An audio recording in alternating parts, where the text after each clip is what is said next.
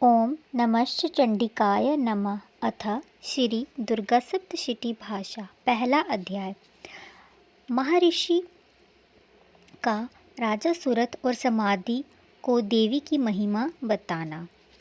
महर्षि मार्कंडेय जी बोले, सूर्य के पुत्र सार्वनी की उत्पत्ति की कथा विस्तार पूर्वक कहता हूँ, सुनो। सार्वनी महामाया की कृपा से जिस प्रकार मनवंतर के स्वामी हुए, उसका हाल भी सुनो। पहले स्वारोचिक नामक मनवंतर में चैत्रवंशी सूरत नाम के राजा थे। सारी पृथ्वी पर उनका राज्य था। वह प्रजा को अपने पुत्र के समान मानते थे और कोलाविदवंशी राजा उनके शत्रु बन गए। दुष्टों को दंड देने वाले राजा सूरत की उनके साथ लड़ाई हो गई। कोलाविदवंशियों के संख्या में कम होने पर भी राजा सूरत युद्ध में उनसे हार गए। तब वह अपने नगर में आ गए। केवल अपने देश का राज्य ही उनके पास रह गया था। वह उसी देश में राजा होकर राज्य करने लगे, किंतु उनके शत्रुओं ने उन पर वहाँ भी आक्रमण किया। राजा को बलहीन देखकर उनके दुष्ट मंत्रियों ने राजा की सेना और खजाना अपना अधिकार में कर लिए। राजा सूरत अपने राज्य अधिकार को हार कर शिकार खेलने के बहाने घोड़े पर सवार होकर वहां से एक भयंकर वन की ओर चले गए। उस वन में उन्होंने महर्षि मेधा का आश्रम देखा। वहां मेधा महर्षि अपने शिष्यों तथा मुनियों से सुशोभित बैठे हुए थे और वहां कितने ही हिंसक जीव परम शांति भाव से रहते थे। राजा सूरत ने महर्षि मेधा को प्रणाम किया और महर्षि ने भी उनका उचित सत्कार किया। राजा सूरत महर्षि के आश्रम में कुछ समय तक ठहरे। अपने नगर की ममता के आकर्षण से राजा अपने मन में सोचने लगे, पूर्व काल में पूर्वजों ने जिस नगर का पालन किया था वह आज मेरे हाथ से निकल गया। मेरे दुष्ट एवं दुरात्मा मंत्री मेरे नगर की अब धर्म से रक्षा कर रहे होंगे या नहीं। मेरा प्रधान हाथी, जो कि सदा मद की वर्षा करने वाला है और शूरवीर था, मेरे वैरियों के वश में होकर ना जाने क्या दुख भोग रहा होगा। वह आज्ञाकारी नौकर, जो मेरी कृपा से धन और भोजन पाने में सदैव सुखी रहते थे, मेरे पीछे पीछे चलते थे, वह अब निश्चय ही उन दुष्ट राजाओं का अनुसरण करते होंगे तथा मेरे दुष्ट एवं दुरात्मा मंत्री द्वारा व्यर्थ ही धन का व्यय करने से संचित किया हुआ मेरा खजाना एक दिन अवश्य खाली हो जाएगा। इस प्रकार की बहुत सी बातें सोचते हुए राजा निरंतर दुखी होने लगे। एक दिन राजा सूरत ने महर्षि मेधा के आश्रम में के निकट एक वैश्य को देखा। राजा ने उससे पूछा, भाई तुम कौन हो? यहाँ तुम्हारे आने का क्या कारण है? तुम मुझे शोकग्रस्त अनमने से दिखते हो, क्या कारण है? राजा के यह नम्र वचन सुनकर वैश्य ने महाराज सूरत को प्रणाम किया। कहा, वैश्य बोला, राजन, मेरा नाम समाधि है। मैं धनियों के कुल से उत्पन्न एक वैश्य हूँ। मेरे दुष्ट पुत्र और स्त्री ने लोभ में मेरा सब धन छीन लिया है और मुझे घर से निकाल दिया है। मैं इस तरह से दुखी होकर इस वन में चला आया हूँ और यहाँ रहता हुआ मैं इस बात को भी नहीं जानता कि अब मेरे घर में सब कुशल मंगल होगा या नहीं। यहाँ मैं अपने परिवार का आचरण संबंधी कोई समाचार भी नहीं पा सकता हूँ। वह घर में इस समय कुशल पूर्वक हैं या नहीं। मैं अपने पुत्र के संबंध में ये भी नहीं जानता कि वे सदाचारी है या दुराचारी। राजा बोले, जिस धन के लोभी पुत्र स्त्री ने तुम्हें घर से निकाल दिया, फिर भी तुम्हारा चित्त उनसे क्यों प्रेम करता है? वैश्य ने बोला, मेरे विषय में आपका कहना ठीक है, किंतु मेरा मन इतना कठोर नहीं है। यद्यपि उन्होंने धन के लोभ में पड़कर पितृस्नेह को त्याग कर मुझे घर से निकाल दिया है, तो भी मेरे मन में उनके लिए कठोरता नहीं है। मैं महामते, मेरा मन फिर भी उनमें क्यों फंसा है? इस बात को जानता हूँ कि मैं भी नहीं जान रहा। मेरा चित्त उनके लिए दुखी क्यों है? मैं उनके लिए लंबी 2 सांसें ले रहा हूँ। उन लोगों में मेरा प्रेम प्रेम नाम को नहीं है, फिर भी ऐसे निस्नेहियों के लिए मेरा हृदय कठोर नहीं होता। महर्षि मार्कंडेय ने कहा, हे ब्राह्मण। इसके पश्चात महाराज सुरथ और वह वैश्य दोनों महर्षि मेधा के समीप गए और उनके साथ यथा योग्य न्याय संभाषण करके दोनों ने वार्ता आरंभ की। राजा बोले, हे भगवान, मैं आपसे एक बात पूछना चाहता हूँ, सो आप कृपा करके मुझे बताएं। मेरा मन मेरे अधीन नहीं है, इसमें मैं बहुत दुखी हूँ। राज्य धन आदि की चिंता अभी तक मुझ में बनी हुई है और मेरी यह ममता अज्ञानियों की तरह बढ़ती जा रही, और यह समाधि नामक वैश्य भी अपने घर से अपमानित होकर आया है। इसके स्वजनों ने भी इसे त्याग दिया है। स्वजनों का त्यागा हुआ ये उनसे हार्दिक प्रेम करता है। इस तरह हम दोनों ही दुखी हैं। हे महाभाग, उन लोगों के अवगुणों को देखकर भी हम दोनों के मन में उनके लिए ममता जनित आकर्षण उत्पन्न हो रहा है। हमारे ज्ञान रहते हुए भी ऐसा क्यों है? अज्ञानी मनुष्यों की तरह हम दोनों में यह मूर्खता क्यों है? महर्षि मेधा ने कहा, भीष्म मार्ग का ज्ञान सब जंतुओं को है, सबों के लिए पृथक पृथक होते हैं। कुछ प्राणी दिन में नहीं देखते, कुछ रात को, परंतु ऐसे जीव हैं जो दिन और रात दोनों में नहीं देखते। यह सत्य है कि मनुष्य में ज्ञान प्रदान है, किंतु केवल मनुष्य ही ज्ञानी नहीं होता। पशु पक्षी आदि सब ज्ञान रखते हैं। जैसे यह पशु पक्षी ज्ञानी हैं, वैसे ही मनुष्य का ज्ञान है, और जो ज्ञान मनुष्यों में है वैसा ही पशु पक्षियों की ओर देखो कि अपने भूख से पीड़ित बच्चों की चोंच में कितने प्रेम से अन्न के दाने डालते हैं।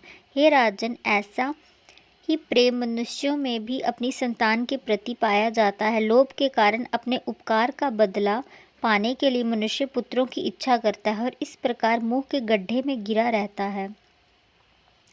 भगवान श्री हरि की जो माया है, उसी से यह संसार मोहित हो रहा है। उसमें आश्चर्य की कोई बात नहीं है, क्योंकि वह भगवान विष्णु की योग निद्रा है।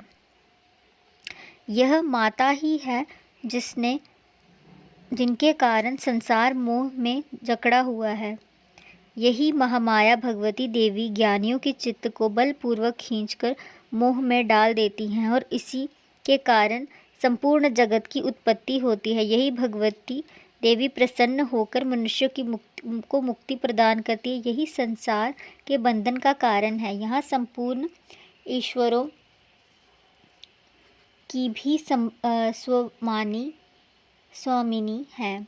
महाराज सूरत ने पूछा, भगवान, ये देवी कौन है जिसको आप महामाया कहते हो? हे ब्रह्म, वह कैसे उत्पन्न हुई? उसका कार्य क्या है? उसके चरित्र कौन कौन से हैं? प्रभु, उसका जैसा प्रभाव हो, जैसा स्वरूप हो, वह सबकी कृपा कर मुझे चाहिए। मैं आपसे सुनना चाहता हूँ। महर्षि मेधा राजन बोले, हे राजन, वह देवी तो नित्य स्वरूपा है, जिसके द्वारा यह संसार रचा गया है। तब भी उनकी उत्पत्ति अनेक प्रकार से होती है। वह सब आप मुझसे सुनो। वह देवताओं का कार्य सिद्ध करने के लिए प्रकट होती हैं। उस समय वह उत्पन्न हुई कहलाती है। संसार को जलमय करके जब भगवान विष्णु योग निद्रा का आश्रय लेकर शेषशय्या में सो रहे थे, तब मधुकैटभ नाम के 2 असुर उनके कानों के मैल से प्रकट हुए। वह ब्रह्मा जी को मारने के लिए तैयार हुए। ब्रह्मा जी ने जब उन दोनों को अपनी ओर आते देखा, तो यह भी देखा कि भगवान विष्णु योग निद्रा का आश्रय लेकर सो रहे हैं। वह उस समय श्री भगवान के जागने के लिए उनके नेत्रों में निवास करने वाली योग निद्रा की स्तुति करने लगे। श्री भगवान जी ने कहा, श्री ब्रह्मा जी ने कहा, हे देवी, तुम ही स्वाहा, तुम ही स्वधा, तुम ही वष्टकार हो। स्वर भी तुम्हारा ही स्वरूप है। तुम ही जीवन देने वाली सुधा हो। नित्य अक्षर प्रणव में आकार, उकार, मकार, इन तीनों में माताओं के रूप में तुम ही स्थित हो। इसके अतिरिक्त जो बिंदुपथ अर्धमात्रा है, जिसका कि विशेष रूप से उच्चारण नहीं किया जाता, हे देवी, वह भी तुम हो। हे देवी संध्या, सावित्री, परम जननी तुम ही हो। तुम इस विश्व को धारण करने वाली हो। तुमने ही इस जगत की रचना की है। तुम ही इस जगत का पालन करने वाली हो। तुम ही कल्प और अंत में सबको भक्षण करने वाली हो। देवी, जगत की उत्पत्ति के समय तुम सृष्टि रूपा होती हो, पालन काल में स्थित हो और कल्प के अंत में संहार रूप धारण कर लेती हो। तुम ही महाविद्या, महामाया, महामेधा, महारात्रि, मोहरात्रि हो। इस ईश्वरी और बोध रूपा बुद्धि भी तुम ही हो। लज्जा, पुष्टि, तुष्टि, शांति और क्षमा भी तुम ही हो। तुम खड्गधारिणी, शूलधारिणी, घोर रूपा तथा गदा, चक्र, शंख, धनुष को धारण करने वाली हो। बाण, विशुंडी, परिघ, यह भी तुम्हारा ही अस्त्र है। तुम सौम्य और सौम्यांतर हो। यही नहीं बल्कि जितनी भी सौम्य तथा सुंदर वस्तुएं इस संसार में हैं, उन सबसे बढ़कर सुंदर तुम हो। पर और अपर सबसे यह रहने वाली सुंदर भी तुम हो। हे स्वरूप सर्वरूप देवी, जो भी सत्य असत्य पदार्थ हैं, उसमें जो शक्ति है वह तुम ही हो। ऐसी अवस्था में भला तुम्हारी स्तुति कौन कर सकता है। इस संसार में सृष्टि, पालन और संहार करने वाले जो भगवान हैं, उनको भी तुमने निद्रा के वशीभूत कर दिया है, और फिर तुम्हारी स्तुति कौन कर सकता है। मुझे भगवान विष्णु तथा भगवान शंकर को शरीर धारण करने वाली तुम ही हो। तुम्हारी स्तुति करने की शक्ति किसमें है। हे देवी, तुम तो अपने इन उदार प्रभावों के कारण ही प्रशंसनीय हो। मधु और कैंटव जो भयंकर असुर हैं, उन्हें तो मुंह में डाल दो। श्री हरि विष्णु को जल्द ही जगा दो और उनको मार डालने की बुद्धि उत्पन्न कर दो। महर्षि मेधा बोले, हे राजन, जब श्री ब्रह्मा जी ने देवी से इस प्रकार स्तुति करके भगवान को जगाने तथा मधुकैंटव को मारने के लिए कहा, तो भगवान विष्णु के नेत्र, मुख, नाक, बाहु, हृदय, वक्षस्थल से निकल श्री ब्रह्मा जी के सामने खड़ी हो गई। उनका ऐसा करना कि भगवान श्री हरि तुरंत जाग उठे और दोनों असुरों को देखा, जो कि अत्यंत बलवान तथा पराक्रमी थे और मारे क्रोध से जिनके नेत्र लाल हो रहे थे और जो ब्रह्मा जी का वध करने के लिए तैयार थे। तब क्रुद्ध हो उन दोनों दुरात्माओं असुरों के साथ भगवान श्री हरि पूरे 5000 वर्ष तक लड़ते रहे। एक तो वह अत्यंत बलवान तथा पराक्रमी थे, दूसरे महामाया ने भी उन्हें मोह में डाल रखा था। अतः वह श्री भगवान से कहने लगे, हम दोनों तुम्हारी वीरता से अत्यंत प्रसन्न हुए।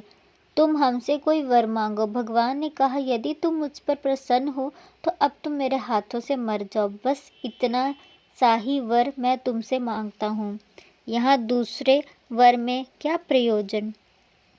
महर्षि मेधा बोले, इस तरह जब वह धोखे में आ गए और अपने चारों ओर जल देखा, तो भगवान श्री हरि से कहने लगे, जहाँ पर जल ना हो, सूखी जमीन हो, उसी जगह हमारा वध कीजिए। महर्षि मेधा ने कहा, तथास्तु कहकर भगवान श्री हरि ने उन दोनों को अपनी जांघों पर लेटाकर दोनों के सिर काट डाले। इसी तरह श्री ब्रह्मा जी की स्तुति करने पर जो प्रकट हुई वह देवी थी। अब तुमसे उनके प्रभाव का वर्णन करता हूँ, सुनो।